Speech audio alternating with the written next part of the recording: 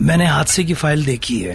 تمام عینی شاہدین کے مطابق واقعی ایک حادثہ تھا. مجھے یقین نہیں ہے کہ اتفاقی حادثہ ہوگا. اس دفعہ یشرانز نہیں تھے اس کے پیچھے. دراصل واقعی ایک حادثہ تھا. ان کے پیچھے جو گاڑی تھی اس کے ڈرائیور نے بتایا کہ ڈرائیور بے حد تیز رفتاری سے جا رہا تھا اور اس دوران وہ گاڑی پر قابو نہ پا سکا اور فائل کے مطابق گاڑی میں کوئی لڑائی ہو رہی تھی. پتہ نہیں لیمان خاتون ہاسپٹل سے نکلنے کے بعد کیا کہیں گی. یہ بات تو اللہ ہی جانتا ہے. عمر اب بھی ازمیر میں ہے. جس وقت بھی ڈاکٹر اجازت دیں گے وہ لیمان صاحبہ سے اصل کہانی معلوم کرے گا اور اگلی پیشی کے بارے میں بات کرے گا. اور گمبو دوں آپ کو میں؟ بالکل دے دیں. ارے ہاں، فون کمپنیز کو عدالت کا حکم نامہ پہنچ گیا ہے. وہ اس پر کام کر رہے ہیں. یہ تو بہت اچھی خبر ہے. اس رپورٹ کا دفاع وہ لوگ نہیں کر سکیں گے، نہ ہی اس کا جو لیمان صاحبہ عدالت کو بتائیں گی. میلتم نے کہا ہے کہ وہ اس معاملے سے دور رہے گی. ہاں، انہوں نے ہی باہر رہنے پہ مجبور کیا. انہوں نے اس کے تمام راز عوام کے سامنے رکھ دیے. اخبار والے بڑے ظالم نکلے. اخبار والے تو ویسے سب کے بارے میں لکھ رہے ہوتے ہیں. مصطفیٰ کے بارے میں جو کچھ کہا انہوں نے صحیح نکلا. میں نے پہلے ہی کہا تھا. ان کی نوکرانی کا کیا نام تھا؟ اس کے بیان سے بھی کوئی فائدہ تو نہیں پہنچا ہمیں. یادگار خاتون.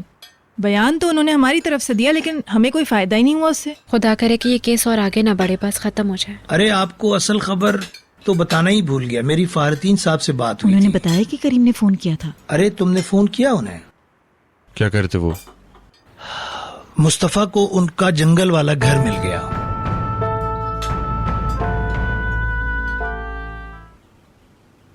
میں آپ کی کیفیت جان سکتی ہوں.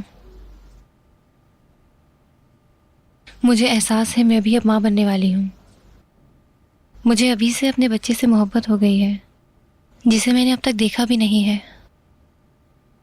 امی میں جانتی ہوں آپ مجھ سے سخت رویہ اس لیے رکھتی ہیں کیونکہ آپ اپنے بیٹے کو اچھی جگہ دیکھنا چاہتی ہیں. تم نے ابھی تک سخت رویہ دیکھا کہاں ہے؟ کتنی جھوٹی عورت ہو تم. کیا جھوٹ بولا ہے میں نے؟ اچھا، تم میرے دروازے پر آئی تھی. تم نے مجھ سے وعدہ کیا تھا کہ تم آئندہ اس سے نہیں ملو گی. تم نے کہا تھا کہ میں مصطفیٰ کی زندگی سے ہمیشہ کے لیے دور چلی جاؤں گی. آپ مجھے اس کے قابل نہیں سمجھتی. میرے ماضی پر اعتراض ہے آپ کو. مجھے تمہارے گھنونے ماضی کے بارے میں کچھ نہیں سننا. میں اپنی تمام غلطیوں کی قیمت دے چکی ہوں. اب میں مصطفیٰ کے ساتھ ایک نئی زندگی کی شروعات کر رہی ہوں. اب وہ آنسو نہیں، ہیچر نل چالی ہے. ہیچر کو اپنی بیٹی کے طور پہ قبول کر لیں.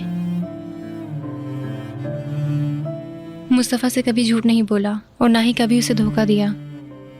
میں اس کی زندگی میں اس لیے نہیں آئی تھی کہ میرے پاس کوئی اور راستہ نہیں بچا تھا. امی، میں تو صرف مصطفیٰ سے محبت کرتی ہوں. میری گزارش ہے آپ مجھے جاننے کے لیے تھوڑا سا وقت دیں پلیز امی.